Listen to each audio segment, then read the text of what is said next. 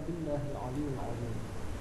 Alhamdulillah, syukur kita masih dipilih oleh Allah Subhanahu wa taala untuk sama-sama berada dalam salah satu daripada taman-taman syurga di muka bumi Allah ini, iaitu dalam pengajian kitab Ihya Ulumuddin. Kitab Ihya Ulumuddin yang maksudnya menghidupkan ilmu-ilmu agama karya Hujjatul Islam Imam Al-Ghazali.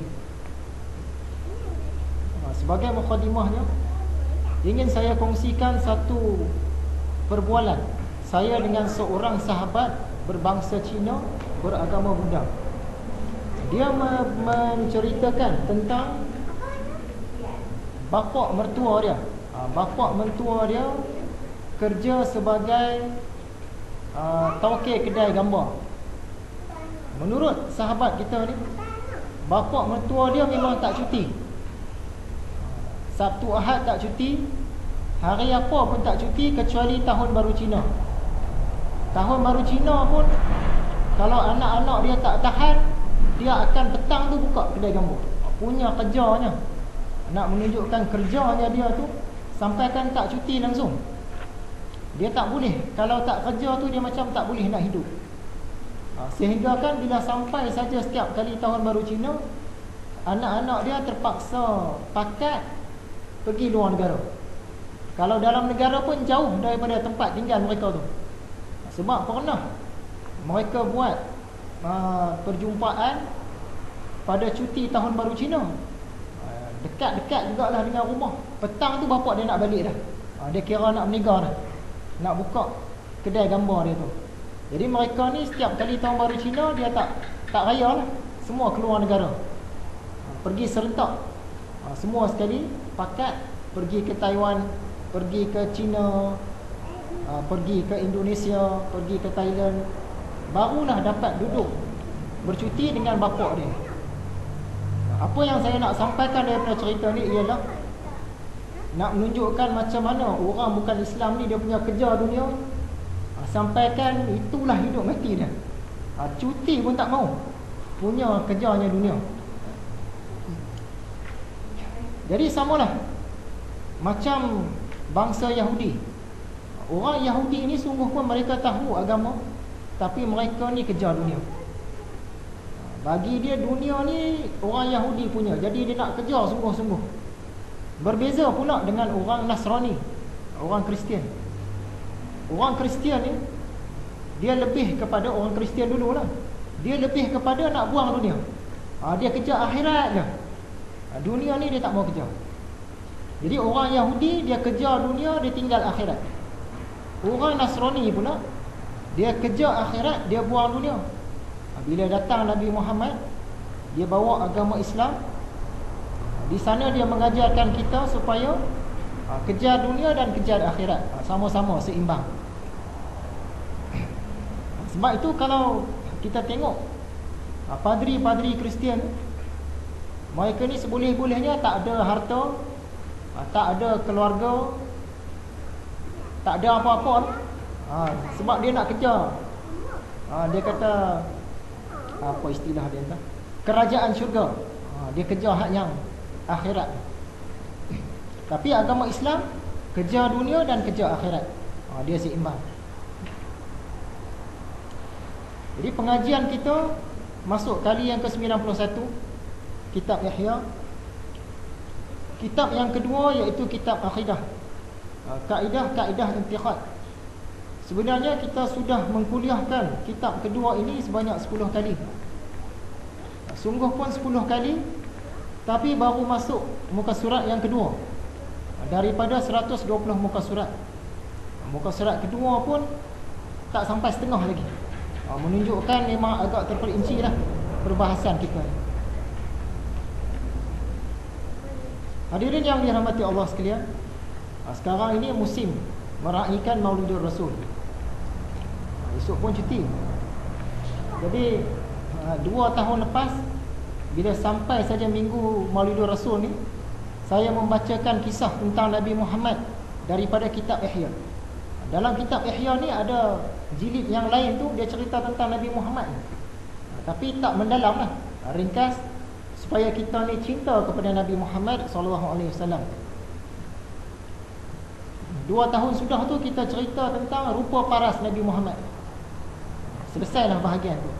Kemudian tahun lepas sampai musim Maulidur Rasul, kita cerita tentang mukjizat Nabi sebagaimana yang dinyatakan dalam kitab Ihya.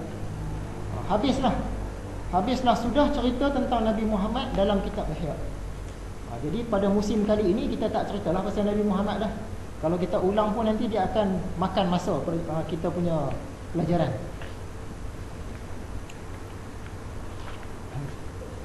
Jadi mula-mula kita imbas dulu kuliah terdahulu. Dalam kuliah yang lepas kita telah berkongsi beberapa dalil, beberapa bukti, khususnya daripada Al-Quran yang berkait dengan Allah Subhanahu wa ta'ala. Yang pertama, apakah bukti Allah itu Qadim? Qadim ni maksud dia siap-siap dah ada dah. Itu dalam bahasa kita. Kalau dalam bahasa kitabnya, sudah sedia ada sejak azali. Allah ni dia tidak didahului oleh tidak ada. Siap-siap tu memang dah ada dah. Sebelum ada siap-siap tu dah ada dah dia. Itu yang kata Qadim. Sejak azali dah ada. Kalau makhluk ni masa azali dulu tak ada lagi. Selepas dijadikan oleh Allah barulah ada. Baik bumi, langit, baik kita dan seluruh isi langit dan bumi lah. Asal-asalnya dulu tak ada. Pada azali dulu tidak ada. Tidak bersifat Qadim. Selepas diciptakan barulah ada. Tapi Allah Subhanahu wa ta'ala dia bersifat Qadim. Dia dah ada siap-siap sejak azali. Apakah bukti dia? Surah Al-Hadid ayat 3. Huwal awwal wal akhir wal zahir wal batin wa huwa bikulli syai'in alim. Dialah yang awal. Dia sebut sana dialah yang awal. Itulah bukti dia. Dialah yang awal dan yang akhir, yang zahir dan yang batin, dan dia maha mengetahui segala sesuatu. Apakah bukti Allah itu Esa? Esa ni maksud dia satu, Ahad, ataupun satu-satunya. Tak ada yang lain lah. Qul huwallahu ahad, surah Al-Ikhlas ayat 1. Maksud dia Allah itu Esa. Apakah bukti Allah itu Baqa? Maksud dia kekal. Dia tak rosak, tak berubah-ubah. Sebagaimana keadaan Allah pada azali dulu, sekarang pun macam tu juga, pada masa akan datang pun macam tu jugalah. Dia tak mengalami sebarang perubahan. Dia baqa, dia kekal, tak rosak, tak binasa. Berbanding dengan kita ni makhluk, kita ni makin lama makin tua. Daripada kecil jadi besar, daripada kuat jadi lemah. Dia ada berubah, ada perubahan. Allah dia tak ada berubah langsung. Macam itulah keadaan dia daripada azali sampailah bila-bila. Apakah buktinya?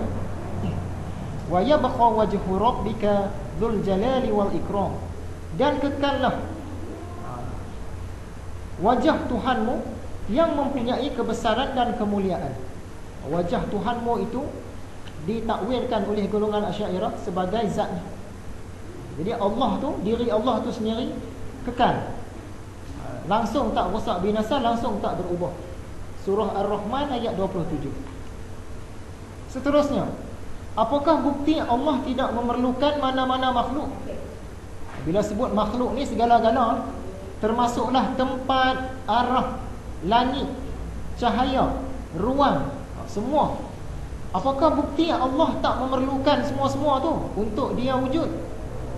Surah Al-Ikhlas juga ayat yang kedua, Allahus Samad. Allahus Samad ini ditafsirkan oleh para ulama, antaranya Allah ni tempat berhajat segala sesuatu, tempat bergantung sekalian makhluk. Jadi keterbalikan daripada itu, Allah dia tak perlukan kepada siapa-siapa. Kita makhluk perlukan kepada Allah, Allah tak perlukan siapa-siapa pun.